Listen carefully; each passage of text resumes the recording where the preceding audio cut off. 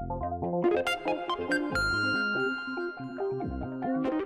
everyone and welcome to our Tech Tuesday tutorials number 179. Today we highlight an incredibly powerful AI-driven photo service called Clipdrop. Clipdrop is located at clipdrop.co and it houses a series of AI-powered image tools that will just blow you away. In fact, I think they should probably just rename the site to Jaw Drop. But today we're going to cover 5 of the 10 tools that are here, and let's just jump right into it. The first tool we're going to get into is the cleanup tool. Now, the cleanup tool helps you remove items or things from images. It can be either an object like this, including the reflection, or let's say small objects within a larger image here. So I'm going to start by dragging and dropping an image that I took at Tybee Island, and it's a high-def image. And it tells me in order to work with that high resolution, we either have to pay them or we drop it down to a standard definition of 2048 by 1152. Okay, not too bad. I'm going to downscale that and continue. So when I get in here, I get to choose my brush size. That affects the cursor there. And also whether I want high quality. That will cost you money. And you have select and move options. Move basically moves the image around, and then select lets you actually paint. So I'm going to go in here and paint some areas that I would like to remove. And you don't have to be that precise with it. You can be a little bit rough with it. That's fine. It'll still do a pretty good job with that. So let's say I want to remove all those things and just leave the lighthouse. I'll hit clean. And in literally seconds, it has done so. Now, there may be a couple of spots here that I need to do again because it just looks a little weird. And then I can clean it again. Now, at some point, I can be happy and I can go ahead and download it. I can also upvote it if I think it did a good job. That helps teach the AI and the algorithm what is good and what is not. And if you go over here, you can choose to hide changes.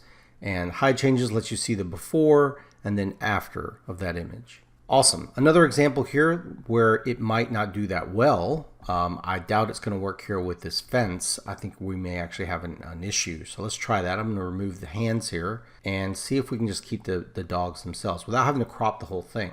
And clean. Yeah, and sure enough, the fence looks funny because it didn't put the spaces in there. Now, what if I do this? I'm going to just try and see if I can clean that and see if it creates spaces or not. Yep, nope, it doesn't. So in that case, I might download it and then give them feedback as to what it failed with or why did it fail. The next tool I wanted to mention was the image upscaler.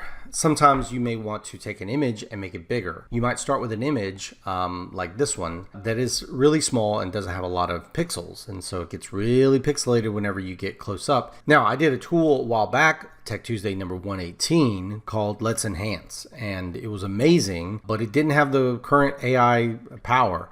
And now Clipdrop does that and more. It's just one of the tools that Clipdrop has, the ability to upscale images. So I'm going to drag that little picture of the bunny there. And here's a thing you need to know. If I were to try to drag more objects here, it would then tell me that you can only process one image at a time. And that's with all their tools. Anytime you get a batch option here, you have to pay money if you want to do more than one at a time. Also, if I try to do detailed, which is much higher quality, upscaling, it would cost me money, or if I try to go larger than twice as big, it's going to cost me money and require the pay plan. We'll get to the payment and the pricing in a bit. So that's fine. I'm just going to upscale it twice. Then it shows me the before and after. The thing is, it's hard to tell the difference here. So I'm better off just downloading it and looking at the downloaded version. So if I come here, that's the upscaled version up at the top there. And then the original one is here. So you can see the pixels here versus the a little bit crisper image here. The difference is actually pretty decent, but it's hard to tell with an image like this where a lot of things are already kind of fuzzy. It is a fuzzy bunny. And let's go with a different one that might show it off a little bit better. Our RISA logo. If I zoom in on this one, this is a low quality version of that RISA logo. I'll go ahead and upscale it twice and then download the image. And it really is that quick, by the way. So there's the upscaled one. There's the original. Let's zoom in so you can see the difference. Yeah, and you can see a clear difference between the two in terms of crispness and legibility. And that's only with the ×2 upscale, and the free version, the smooth option, is the detailed. Okay, the next one I wanted to highlight here was the remove background tool. This one is just a powerhouse. It's really, really good. You can do this with some samples that they provide, like this sample of a dress, and you can then run it and see how it removes the background before and after. Anytime you see that checkerboard pattern, it means it's transparent. So let's say I want to try another one of mine, and this is an image that I used for a AI presentation. And when I choose remove background, again, it's too big. I'll have to downscale it. That's fine. And you'll see that that's a really detailed background. And she's got hair and everything else that you got to go through. That is hard to do, really hard to do manually in Photoshop. And it did it in seconds. So that's just kind of incredible that you can do that. Now, it will not replace the background. That costs money. So if I go in here and I get this stock image of this lady, and I say remove the background, no problem, it's going to be able to remove that background. The problem then is if I would like to then use their background replacer tool, it does a similar thing, except whenever I get the object isolated, I can move it around. That sounds awesome. I'd love to be able to do that and then put whatever I type, like generate whatever I type into the background. That'd be great, except that's a pro version. So just understand that will cost you money to get that feature there.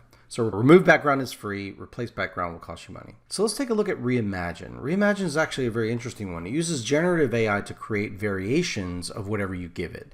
So the example they give you here is this room, and it'll generate variations of that room. So if you need more pictures, but sometimes they can get a little weird because it is still using generative AI and it's not perfect. So some things may look a little out of place. This is one of the stronger and weaker things that I've seen. Here. So like this one, this is a picture of a nice landscape. This works pretty well because natural things can have a lot of variation without looking that strange. It can still look a little bit surreal, like the road is in a weird place there, or there's just some weird textures and it looks kind of maybe like hand-drawn in some senses. So some things don't look exactly perfect. But let's say I reimagine that bunny. Right, and so you can see it create a lot of different variations of a white bunny in a field with grass, and there are some irregularities here and there. The last one I wanted to show you was the text remover. And text remover is kind of like that cleanup tool, but a little less manual on your part. So you can come in here and drag an image, let's say this billboard, and say remove the text, and it's going to go in there and try to remove any text it finds anywhere in the image and leave other elements alone. So that's actually pretty valuable if you wanted to have the text gone, but keep some of the boxes and stuff like that. Now, if I tried this with, let's say another image here, this one is an image of a can that was AI generated actually. This actually does something kind of interesting. It removes it, but it creates this kind of weird band here where it did not replace it with the rest of the sky, and it left some of that. So I could come back in there and do cleanup and clean that up, or it might be better if I just started with the cleanup tool with that one because I kind of wanted to keep all of the actual star stuff on the back.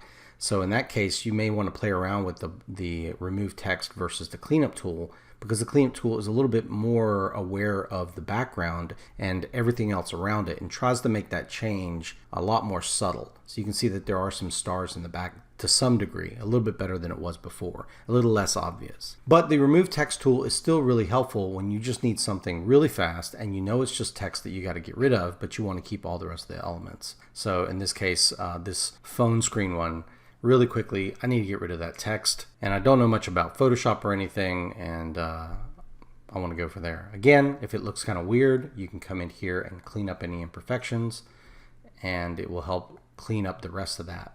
And there you go. So 5 of the 10 tools. Let's take a look at pricing real quick and then we're going to wrap up. So if I go up here to pricing, there is something important to know. You can pay monthly or annually. Annually, it's $7 a month. Monthly, it's $9 a month to start with the pro version. But for the free version, you get 100 removals a day for background, 100 image upscalers, 100 cleanups, all this for free. You pay if you want to go to 1,000 per day, or if you want that high def stuff, or if you want a few other little options like replace background. Personally, I think most people will be fine with the free version, but this is stupidly cheap compared to the tools like Adobe Creative Cloud and stuff like that. Of course, it's a little more limited, but some of these tools are just incredibly good and useful for almost anyone out there who's doing regular photo work. Okay, so I hope you all enjoyed this video and I hope you found it useful. And if you did, go ahead and hit that like button. Heck, why not support us and click that subscribe button? Click that bell to receive email notifications. Leave a comment or an idea for a Tech Tuesday video below. Share this video with your friends, and we'll see you guys in the next video.